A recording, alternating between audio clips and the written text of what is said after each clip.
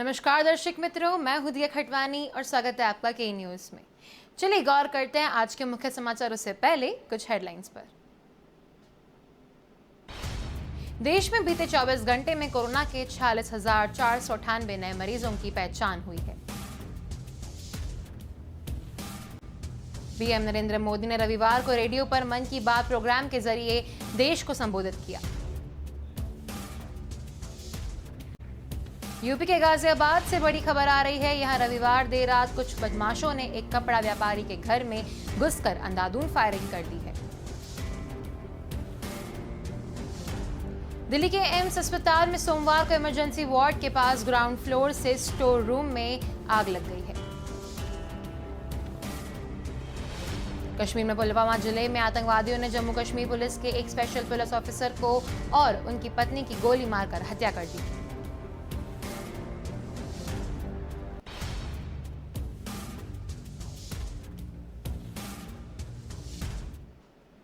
तो चलिए गौर करते हैं अब मुख्य समाचारों पर। देश में बीते 24 घंटे में कोरोना के 46,498 नए मरीजों की पहचान हुई। 58,540 ठीक हो गए और 978 लोगों ने इलाज के दौरान दम तोड़ दिया। 12 अप्रैल के बाद यानी 76 दिन में पहली बार ऐसा हुआ जब 1000 से कम लोगों की मौत हुई। तब 880 लोगों ने दम तोड़ा था। एक्टिव केस यानी इलाज करा रहे मरीजों की संख्या भी रविवार को 13,034 कम हो गई। अब कुल 5,68,048 मरीजों का इलाज चल रहा है।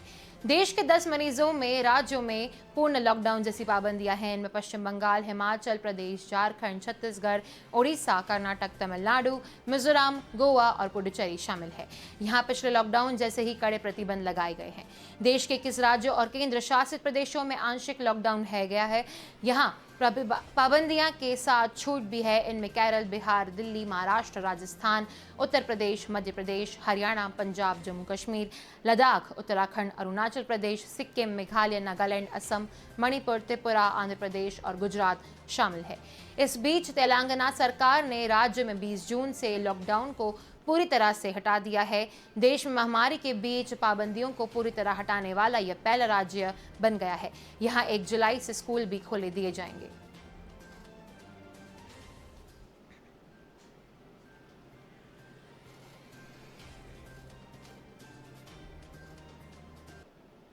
पीएम मोदी ने रविवार को रेडियो पर मन की बात प्रोग्राम के जरिए देश को संबोधित किया। यह कार्यक्रम मोदी सरकार 2.0 का 25वां और ओवरऑल 78वां एपिसोड था। पीएम ने मध्य प्रदेश के बैतूल के एक गांव के लोगों से बात की। लोगों ने उन्हें बताया कि हमारे यहाँ कोरोना वैक्सीन को लेकर भ्रम फैलाया जा रहा है। कहा जा रहा है कि इससे मौत हो रही है। प्रधानमंत्री ने कहा, हमें भ्रम नहीं फैलने देना है। मैंने वैक्सीन के दोनों डोज लगवा दिए हैं। मेरी मां ने 100 साल की उम्र में वैक्सीन के दोनों डोज लगवाए हैं। हमारे देश का 20 करोड़ से ज़्यादा लोगों ने वैक्सीन ली है। ऐसा कुछ भी नहीं है। आप भी वैक्सीन लगवाइए और बाकियों को भी प्रेरित कीजिए। बैतूल के गांव में रहने वाले किशोरी लाल से पीएम मोदी ने पूछा कि आपने भी वैक्सीन पर फैला जा रहे भ्रम के बारे में सुना है क्या? किशोरी लाल ने जवाब दिया कि रिश्तेदार बताते हैं कि कोरोना वैक्सीन लगवाने के बाद लोगों की मौत हो जाती है। इस पर मोदी ने कहा कि इन अफवाहों पर ध्यान नहीं देना है। हमें जिंदगी बचानी है, लोगों को बचाना है, देश को बचाना है। ये बीमारी बहरूपिये की तरह है। यह रंग रूप बदल कर हमला करती है।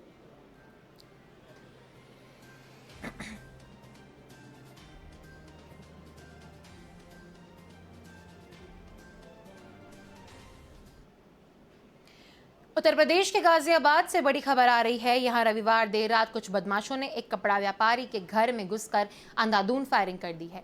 इसमें व्यापारी और उसके 2 बेटों की मौके पर ही मौत हो गई। व्यापारी की पत्नी की हालत गंभीर है। बदमाशों की पहचान अभी नहीं हो पाई है। पुलिस सीसीटीवी फुटेज खंगाल कर रही है। मामला लोनी थाना क्षेत्र के टोली मोहल्ले का है। पुलिस के मुताबिक यह हमला रियाज उर्फ रियाजुद्दीन के घर पर हुआ है। अभी घटना का कारण साफ नहीं हो पाया है। आसपास के लोगों से पूछताछ भी हो रही है। घटना के वक्त लोकेशन पर जिन लोगों के मोबाइल फोन चल रहे थे उनकी भी जांच हो रही है। जल्द ही इसका खुलासा हो जाएगा। गाजियाबाद के लोनी थाना क्षेत्र के बलराम नगर इलाके में 13 जून को बुजुर्ग दंपत्ति की हत्या हुई थी। घर में ही दंपत्ति के शव मिले थे। उनके बेटे ने घर में लूट होने की कहानी बताई थी, लेकिन बाद में खुलासा हुआ कि उसी ने अपने माता पिता को मार डाला था।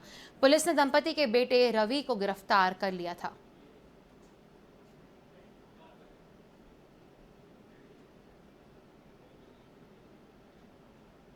दिल्ली के एम्स अस्पताल में सोमवार को इमरजेंसी वार्ड के पास ग्राउंड फ्लोर के स्टोर रूम में आग लग गई है। सूचना के बाद मौके पर पहुंची 7 फायर ब्रिगेड गाड़ियों ने आग पर काबू पा लिया। आग सुबह 5 बजे के आसपास लगी थी। घटना के बाद मरीजों को अस्पताल से बाहर निकाला गया। वेंटिलेटर पर मौजूद मरीजों को दूसरी जगह शिफ्ट किया गया। इस दौरान बाहर खड़े मरीजों को डॉक्टर इलाज करते रहे। इससे पहले 16 जून को दिल्ली एम्स में आगे लगे की खबर सामने आई थी। यहाँ रात 10:30 बजे के आसपास अस्पताल के 9वें फ्लोर पर आग लग गई थी। आग को बुझाने के लिए 22 फायर ब्रिगेड की गाड़ियां मौके पर पहुंची थी। इस घटना में भी किसी तरह के नुकसान की खबर नहीं थी। रेफ्रिजरेटर में शॉर्ट सर्किट की वजह से आग लगने की बात सामने आई थी। तब अस्पताल के एक इमरजेंसी ब्लॉक में आग लगी थी।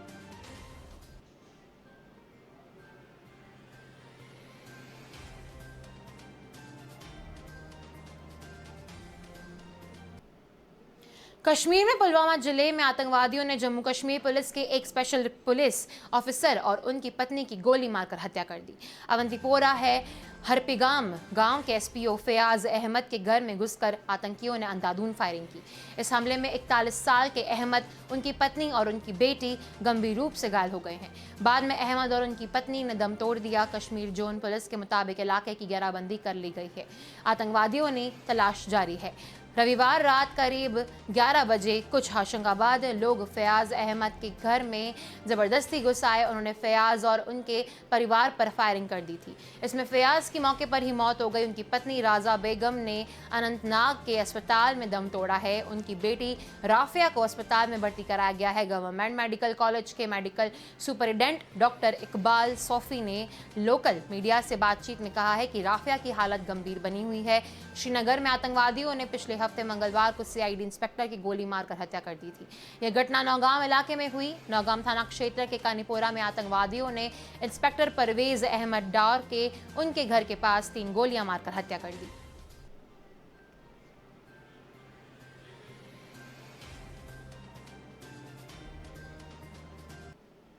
तो चलिए वक्त हो चला एक छोटे से ब्रेक का। जल्द मिलेंगे इस ब्रेक के बाद।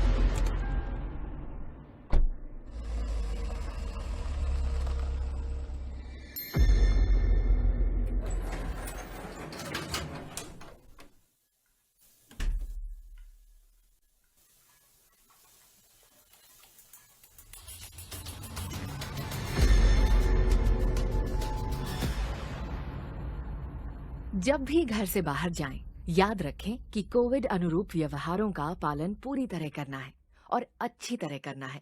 यानी मास्क पहनकर रखें, दूसरों से कम 2 गज की दूरी बनाकर रखें और समय समय पर हाथ साफ करें ताकि हम और हमारा परिवार कोरोना से बचा रहे।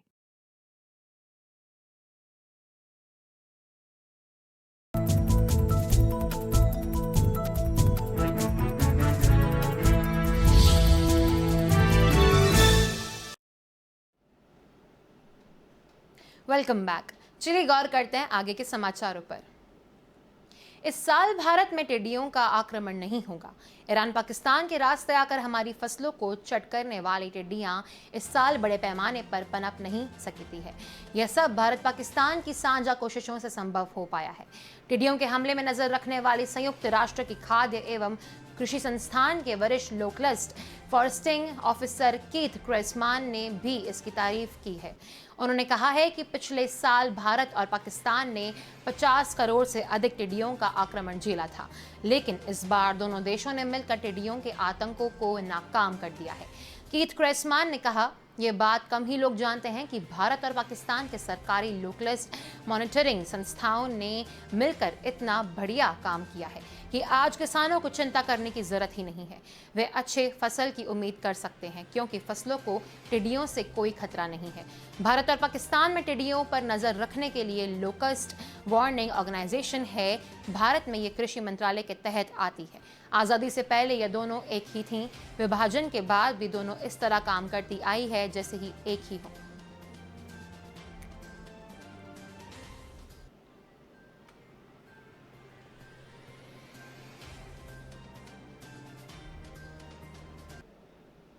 राजधानी भोपाल सहित पूरे मध्य प्रदेश में कोविड संक्रमण की रफ्तार अपने न्यूनतम स्तर पर है।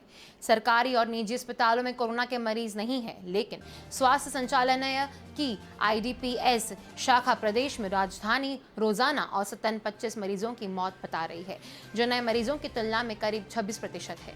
ऐसा स्वास्थ्य संचालनालय के अफसरों की ओर से कोविड मरीजों की मौत का डेटा मैनेजमेंट करने के कारण हो रहा है। आलम यह है कि राजगढ़ में पिछले 2 सप्ताह में कोरोना से एक भी मरीज की मौत नहीं हुई है, लेकिन हेल्थ बुलेटिन में 29 मरीजों की मौत होना दर्ज है। ये खुलासा जून में कोविड से हुई मौतों के सरकारी रिकॉर्ड की पड़ताल में हुआ है। खास बात यह है कि जिन जिलों में मौतों बताई जा रही है, उनमें से कई जगह पिछले 15 दिनों से कोरोना की वजह से किसी की मौत ही नहीं हुई है। जो मौतें बताई जा रही हैं वे अप्रैल और मई के बीच की हैं, जब हर दिन संक्रमित 3000 से ज्यादा बढ़ रहे थे। बुलेटिन में 1 जून से 22 जून तक प्रदेश में कोरोना के 694 मौतें होनी बताई जा रही है, जबकि इस दौरान संक्रमितों की संख्या में तेजी से गिरावट आई है।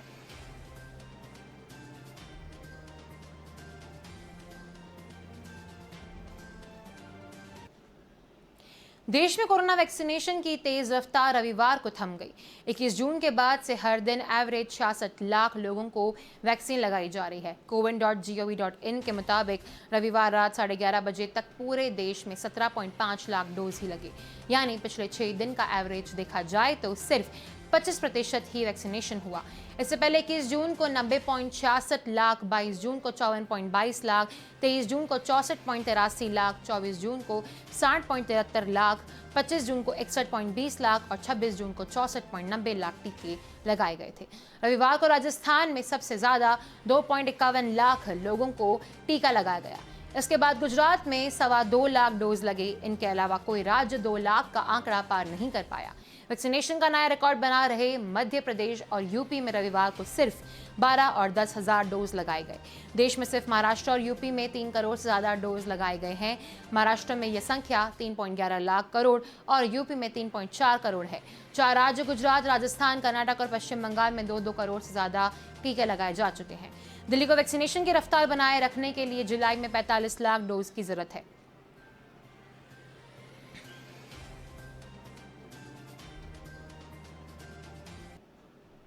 भारत में ट्विटर की ओर से अपॉइंट किए गए ग्रीवांस ऑफिसर ने नियुक्ति के 1 हफ्ते बाद ही अपना पद छोड़ दिया।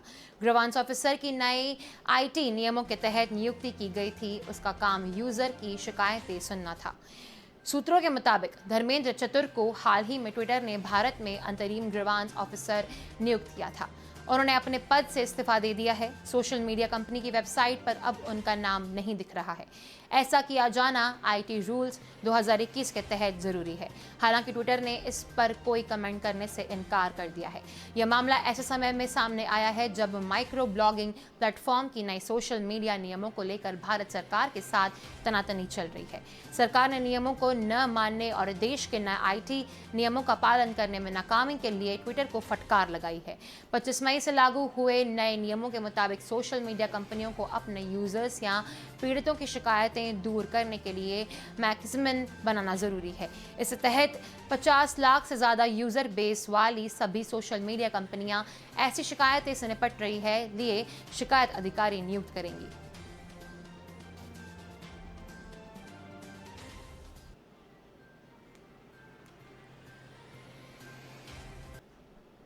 जम्मू एयरफोर्स स्टेशन के टेक्निकल एरिया के पास धमाका होने से एयरफोर्स के 2 जवानों को हल्की चोटें आई हैं। यहां 5 मिनट के अंतराल पर 2 ब्लास्ट हुए। पहला ब्लास्ट परिसर की बिल्डिंग की छत पर और दूसरा नीचे हुआ। विस्फोट करने के लिए 2 ड्रोन इस्तेमाल किए गए थे। हमलावरों का पता नहीं चल पाया है, लेकिन आशंका है कि विस्फोट वाले इलाके में खड़े एयरक्राफ्ट उनके निशाने पर थे। जम्मू कश्मीर के डीजीपी दिलबाग सिंह ने घटना को आतंकी हमला करार दिया।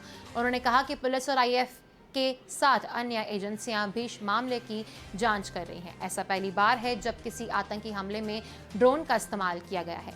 कुछ मीडिया रिपोर्ट्स में दावा किया जा रहा है कि मौके से अब तक विस्फोटक के टुकड़े ही मिले हैं, ड्रोन के अवशेष नहीं मिले हैं। माना जा रहा है कि ड्रोन से विस्फोटक को गिराया जा रहा है, उनके आईईडी के तौर पर इस्तेमाल नहीं किया गया। भारतीय वायुसेना के chief air chief marshal RKS Bhadauria ने हमले में घायल एयरफोर्स के 2 नौजवानों से फोन पर बात की है। भदौरिया इस समय बांग्लादेश में है। अधिकारियों के मुताबिक दोनों जवान डॉक्टरों की निगरानी में है और ठीक है।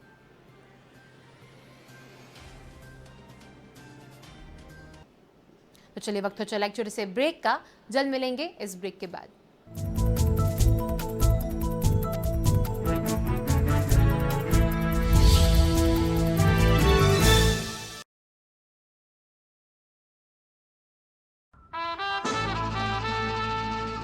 के रेडियो माहिती, मनोरंजन और मस्ती का ट्रायो। के रेडियो कहीं भी कभी भी, दिन हो मंगलमय से लेकर गुजरा हुआ जमाना तक का सफर। के रेडियो आप सुन रहे हो के रेडियो। जल्द शुरू हो रहा है के न्यूज की सुरीली भेंट। के रेडियो आप सुन रहे हो के रेडियो, कहीं भी कभी भी। आप हमें डाउनलोड कर सकते हैं। लाइक कीजिए, कमेंट कीजिए, सब्सक्राइब कीजिए और सुनिए के रेडियो कहीं भी कभी भी। मैं हूँ आपकी आरजे जल्पा।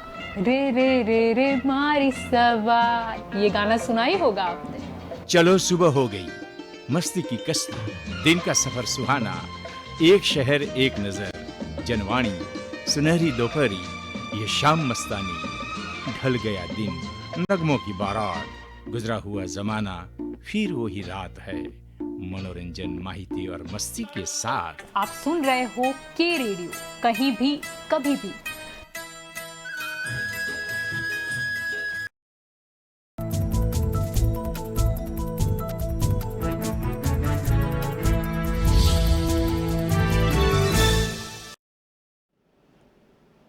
Welcome back. चलिए गौर करते हैं आगे के समाचारों पर। ऑल इंडिया मजलिस इत्तेहादुल मुस्लिमीन ने बीएसपी के साथ गठबंधन की चर्चाओं को विराम दे दिया है। AIMIM चीफ असदुद्दीन ओवैसी ने सोशल मीडिया के पोस्ट में कहा कि अगले साल उत्तर प्रदेश में होने वाले विधानसभा चुनाव में उनकी पार्टी ओम प्रकाश राजभर की भारतीय सुहेल देव समाज पार्टी के साथ मिलकर चुनाव लड़ेगी।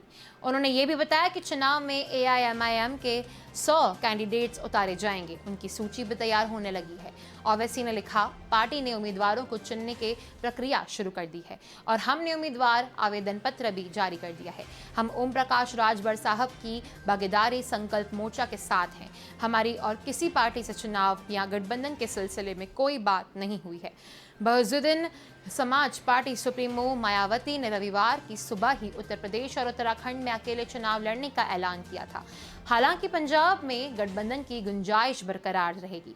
बसपा सुप्रीमो ने उन पर खबरों का गठन भी कर दिया था, उन जिनमें कहा जा रहा था कि यूपी में बसपा और असदुद्दीन ओवैसी के पार्टी AIMIM के बीच गठबंधन को हो सकता है। मायावती ने सोशल मीडिया पर लिखा था कि मीडिया में कल से यह खबर प्रसारित की जा रही है कि यूपी में आगामी विधानसभा चुनाव ओवैसी की पार्टी AIMIM और BSP मिलकर लड़ेंगी।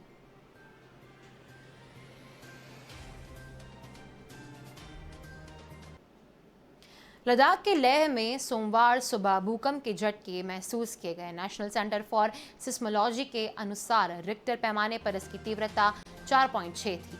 हालांकि इससे किसी तरह की जानमाल के नुकसान की खबर नहीं आ रही है। यह भी पता चला है कि सका की इसका केंद्र कहाँ था। इसके पहले 25 मार्च को यहाँ भूकंप आया था, तब इसकी तीव्रता 3.5 थी। लेह में पिछले कुछ दिनों से हर 1-2 महीने में भूकंप के झटके महसूस किए जा रहे हैं। मार्च से पहले यहाँ पिछले साल 27 सितंबर और फिर 6 अक्टूबर को भी भूकंप आया था। सितंबर में आए भूकंप की तीव्रता 3.7 और अक्टूबर में 5.1 थी। पृथ्वी विज्ञान मंत्रालय ने भूकंप संवेदी इलाकों की निगरानी को बढ़ाने का फैसला किया है। इसके तहत देश भर में 35 नए निगरानी केंद्र खोले जाएंगे। 10 महीने में ये केंद्र काम करने लगे। इससे देश में भूकंप की सटीक निगरानी की जा सकेगी।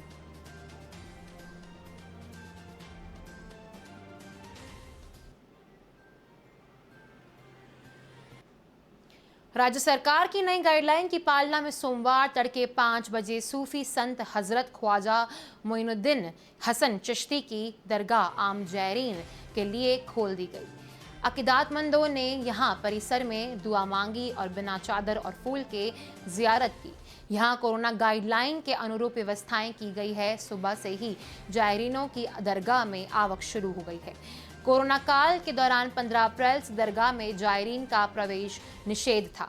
सुबह दरगाह के खुलने के साथ ही जायरीनों की आवाजाही शुरू हो गई। यहां सैनिटाइजर की व्यवस्था की गई है। जियारत के दौरान निश्चित दूरी मेंटेन रखी गई है। जायरीन की तरफ से यह कहा गया है कि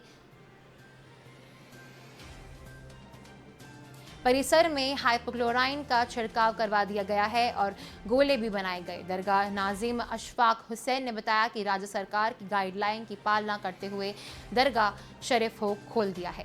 दरगाह जियारत को आने वाले जायरीन को मास्क लगाने पर ही प्रवेश दिया गया। कोरोना गाइडलाइन के अनुरूप व्यवस्थाएं की गई। राज्य सरकार की गाइडलाइन के मुताबिक दरगाह परिसर में वे लोग ही रहे जिनके कोरोना वैक्सीन की कम से कम 1 डोज लगा होना अनिवार्य है। इसकी भी व्यवस्था की गई है।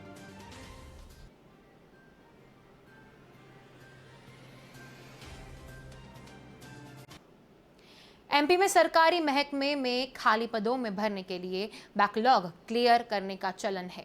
अब ऐसा ही कुछ कोरोना की मौतों के मामले में भी आ रहा है। शासन प्रशासन ऐसे ही फॉर्मूला करने में, मरने वालों का रिकॉर्ड तैयार करने में लगाकर फर्जीवाड़ा कर रहा है। प्रदेश में 26 जून को कोरोना के मात्र 49 केस मिले हैं, जबकि मौतें 21 हुई। सवाल यह उठता है कि जब ऑक्सीजन की कमी नहीं है, गंभीर मरीजों के लिए इंजेक्शन से लेकर दवाएं पर्याप्त हैं, तो फिर इतनी ज़्यादा मौतें क्यों हो रही है?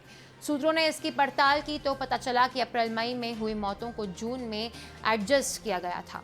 रतलाम में शनिवार को 5 मौतें हुई, जबकि जिला प्रशासन के हेल्थ बुलेटिन में पिछले 10 में से 1 भी मौतें नहीं होना बताया गया। लेकिन सरकार के रिकॉर्ड के मुताबिक 66 मौतें हुई। जिला प्रशासन की हेल्थ बुलेटिन में 16 जून तक 311 मौतें बताई गई है। यही आंकड़ा 26 जून को भी बताया है, जबकि प्रदेश में आंकड़ों में यहाँ 16 जून तक 337 और 26 जून को 377 मौतें दर्ज की गई है। यानी इसमें भी 26 मौतें का हेरफेर है।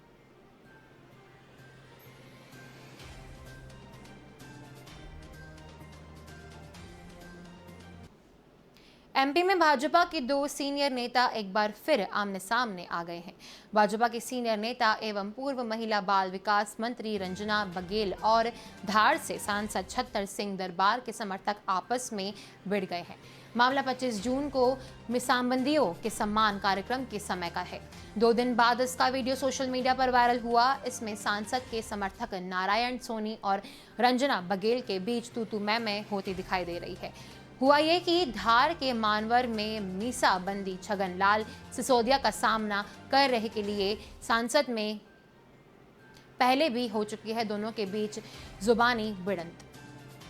इस पर बघेल भड़क गई। उनका कहना था कि जनपद महिला सदस्य से पहले स्वागत करने के लिए शहर मंडल अध्यक्ष और अन्य पदाधिकारियों मौजूद थे, उन्हें क्यों नहीं बुलाया जा रहा है, यह पक्षपात है। इस पर नारायण सोनी ने पूर्व मंत्री बघेल से कहा कि आप महिलाओं को आगे नहीं आने देती हैं। यदि महिलाओं को तवज्जो नहीं मिलेगी तो पार्टी आगे कैसे बढ़ेगी। यह कहते हुए उन्होंने सुरमा मौर्य को जगह बताते हुए स्वागत करने के लिए आगे बुलाया लिया।